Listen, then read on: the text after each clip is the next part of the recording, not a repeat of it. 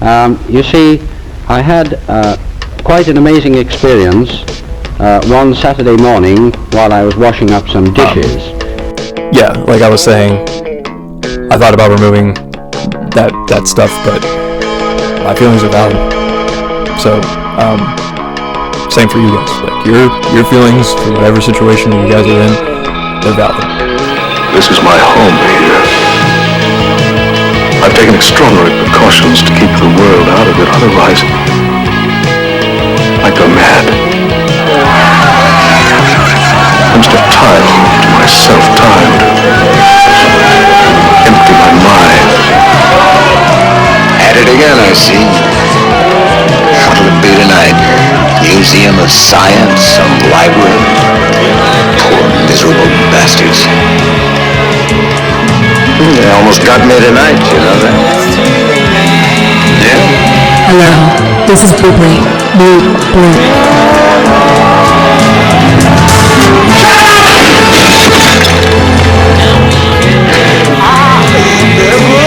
Why the hell can't you leave me alone? Hello, and thank you for tuning in to my very first Bleep Bleep Bloop Bloop podcast. What you're seeing on the screen now is it's a proto board. It's a type of PCB, polycarbonate board. The proto board, it's got a white, what they call a solder mask, and it's got tinned holes already. And you can see like the brassy colored, the copper colored, golden colored things sticking straight out. Those are header pins that are, yeah, now it's coming to focus. Those are header pins that are in the solderless breadboard below, and the proto board's on top of them. I have rows running vertically as far as the screen is concerned, and they're spaced apart. There's 2 empty rows between each row of header pins, so that I have space for the soldering iron to get in there. So this is just soldering practice. It's background video and some you may find interesting. I'm not the world's foremost expert in soldering, but I can get it done. Anyway, so I hope you're doing well. It's quite late here, so I can't speak too loudly, and I have a bit of a list of topics that I wanted to touch on while we're watching the soldering video in the background. Okay, ready? In a minute, I'm going to try to show the camera. It's a digital camera mounted on a soldering microscope, vertically. This straight down view. I want to try to show the soldering tip that I'm using, but it won't come into focus, so I'll verbally tell you. The soldering iron I'm using by the way, it's an Aten GT6150 that I inherited from a benefactor, and the handle, it's a GT Y130 handle. There's a hyphen, so GT-Y130 for the handle, and GT-6150 for the soldering station itself. They came together, I think. In a minute, getting ready. Soldering iron. I thought it. Alright. So, do you have pet peeves? I have pet peeves. The one that I have a lot. Oh, wait, there's there it's coming. Back into view in a moment. Okay. So you can see it says Aten, A-T-T-E-N. That's the brand name. It's a Chinese brand. And you can't make it out, but that's a T130-2.0 SK tip. It's kind of like a chisel tip. And there are my fingertips there. Out of focus because they're closer to the camera than the board's what's in focus. So, pet peeves, as I was saying. They come and go, and I have a number of them, as I'm sure you do. Here we go, soldering first.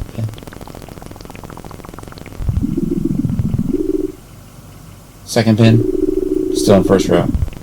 You can see there's a clear, shiny, liquidy looking stuff around the solder joint. That is the flux. I'm using flux cord solder. Actually, what kind of solder is it? Look. using, it's a Kester. It's a,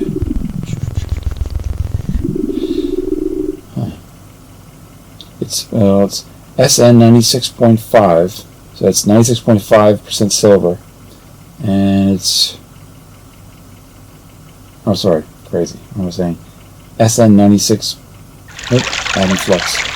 Can you get the sorry, actually. So it's SN 96.5. SN is tin. It's 3% silver, and then it's copper. It's 2.2% copper, and the flux in the wire is 275. It's Kester 275. You can look it up, and it's 8 millimeter. That's all right. It says it must be 0.8 millimeter.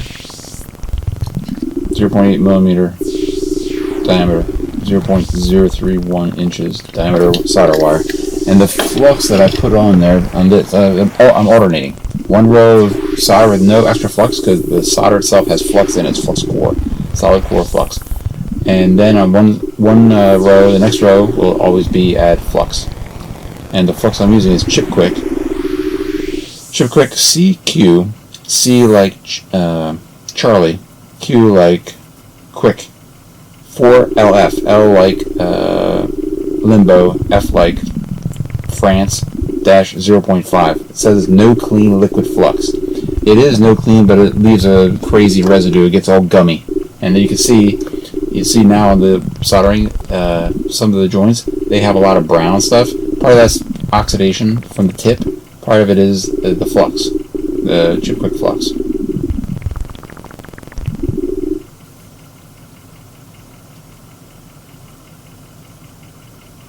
Or maybe not. Actually, it's just, sorry, I'm talking out of my ass here. And I think that one had no extra flux. So the brown, that's just oxidation. I need to clean the tip. Okay, flux now. So yeah, the last one, no flux. Anyway, pet peeves. You've got the idea now. It's alternating. There, I'm going to do a second board and some other stuff. I think the second proto board would be in this half of the video, and the other more janky proto boards, they'll be in the Patreon half of the video, or actually more than half. The Patreon part's longer. I've already edited the video. I'm just doing the voiceover now. So, okay, third shot at pet peeves here. So I have a lot of pet peeves. I'm sure you do. Maybe I have more than you. I may be a more irritable or more peevish sort of person. But one of my pet peeves is when I watch all these videos on YouTube or on Rumble or wherever, and you have these guys who are like machinists with a garage machine shop that's pretty darn good, or like a basement machine shop, and they're showing off these crazy cool tools and measuring instruments that they got for like $5 off the widow of some person who was a machinist who was a tool hoarder and a what do they call it? Not horology, clockwork. Metrology, like measurement hoarder. They have all the super beautiful dial indicators and calipers and all kinds of crazy inside diameter calipers for measuring inside diameters of pipes and holes and things like that. And or they get perfect sets of pin gauges and things like that for like $1. And they're kind of I understand it. When I was a boy, I used to love to go to garage sales. But where I am, where I'm operating now, there's no secondhand tools. I think they're secondhand power tools are as clapped out as you could possibly imagine, and you're better off just buying new. There are no little old ladies with completely stuffed chests of tools that are worth millions of dollars that you can just get for a song. So when I watch that stuff, but man, it's really, sometimes it really, the envy, it makes me irritable.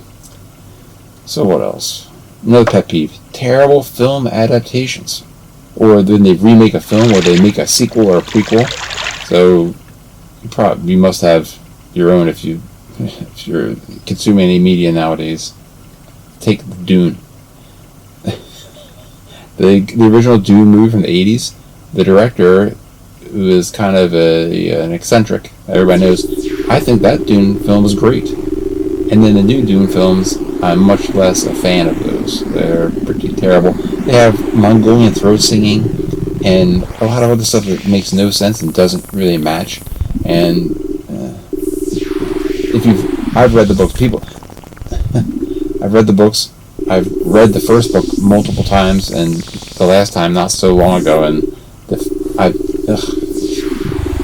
haven't seen the Dune. Okay, I haven't seen the French Canadian guys Dune films, the more recent Dune films, and I couldn't stand. I tried watching the Sci-Fi Channel Dune miniseries. It was too much. I couldn't bear it. I ended up giving up very soon. But I've watched the Lynch Dune, the 1980s film, again and again and again. You can just think about the stars. The Lynch Dune film has Paul Atreides, who's kind of believable. The main character, the young hero guy who becomes a Kwisatz Haderach and leads the Fremen to fight the Sardaukar and the Harkonnens and take over the galaxy and all that. It's possibly believable. And Chani is the Fremen girl who falls in love with. It's kind of believable. And then you see the new movie, they got that Timothée Chalamet guy. He looks like the hula hoop of the Cheerio. And he's got the spaghetti type hair. And it's just, come on. He's not, there's no way. And then the girl who plays Chani, you couldn't imagine wanting to come to any sort of arrangement with her at all. It's pretty bad. Anyway, what else? The Joker movies. So Nolan's Batman, the Joker, was an interesting character, and no one would like to emulate him. He's a homicidal criminal, and he seems like mentally ill, but it's interesting. And then you have the new Joker movies. They make him a pathetic figure. And if you watch The King of Comedy, it's an older film. It stars De Niro in the role corresponding to the role that Joaquin Phoenix plays in the new Joker movies.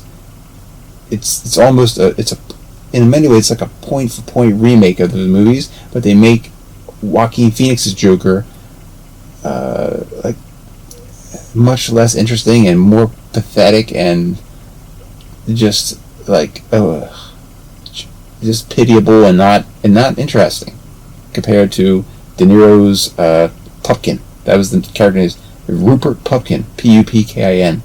That was his name in The King of Comedy. It's a film from the, I think, early 1980s.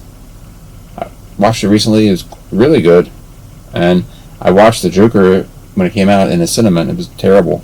And I didn't see the second Joker film where they had Lady Gaga as a character, playing the psychiatrist or something, and they had him get anally raped.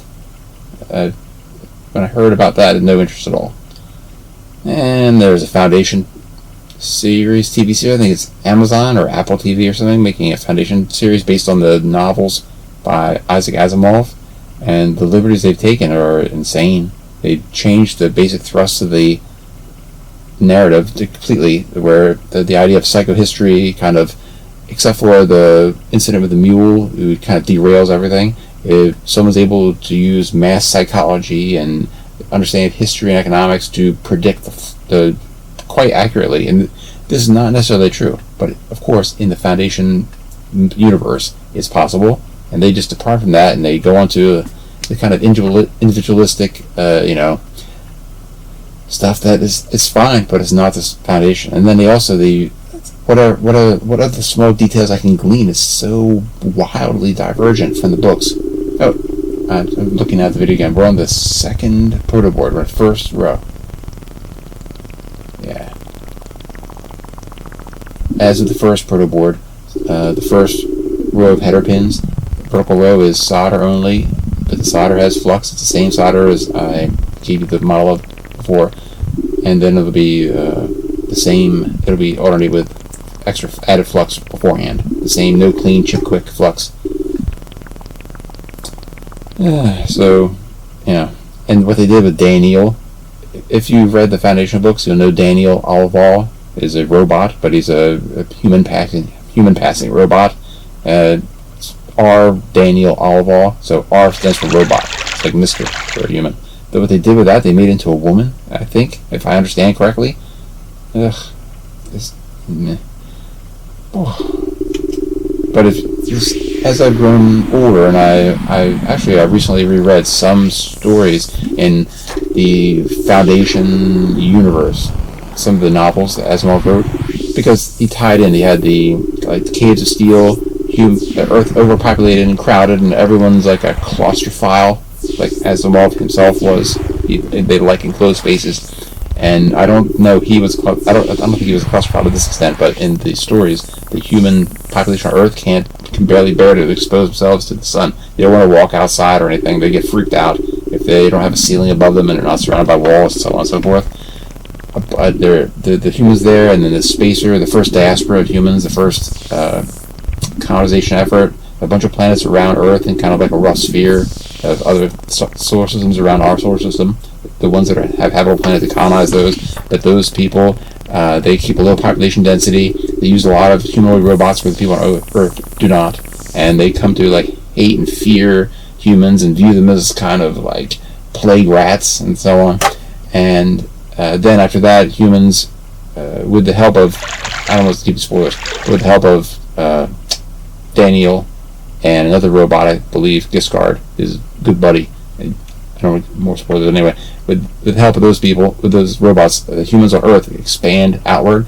They leapfrog the spacers, and then they found the Galactic Empire and all this kind of stuff. And so the Foundation, the weird thing is, from what little I've managed to absorb of the new Foundation television series out there on streaming services, the spacers are they're spacers in the television series are not like the spacers in the books. They're totally different. The spacers in the TV series are kind of like the Guild Navigators in the Dune universe. They totally changed it. They made them like spaceship pilots. And that's not at all what it was about. It's totally insane to me. Alright. So here we are. We're multiple vertical rows in. How much we got? Got a bit left. Would you like to hear a poem? I've got one here in mind, but maybe it's a little bit of a bummer, but it's a cool poem. I to my perils of cheat and charmer came clad in armor by stars benign. Hope lies to mortals, and most believe her, but man's deceiver was never mine. The thoughts of others were light and fleeting, of lovers meeting, or luck or fame. Mine were trouble, and mine were steady, so I was ready when trouble came. So that's cool. Mine were trouble. I think someone used that as the title of a book about the Spanish Civil War. And this poem, I actually have as far as I know, it has no direct connection to the Spanish Civil War. It may have been written during the Spanish Civil War. It's a poem by A.E. Houseman. He was a literature professor, I believe, in the UK, in England specifically, and this was published, I believe, as part of a group of poems published after his death. I think it was published in 1936, so it's contemporaneous with the Spanish Civil War, but he wasn't, as far as I know, wasn't writing about the Spanish Civil War.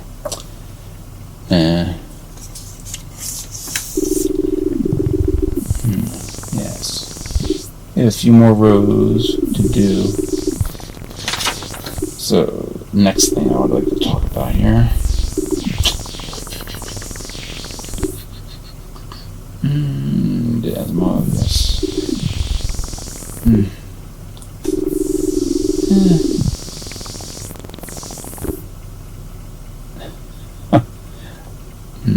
I'm going to talk about paper straws.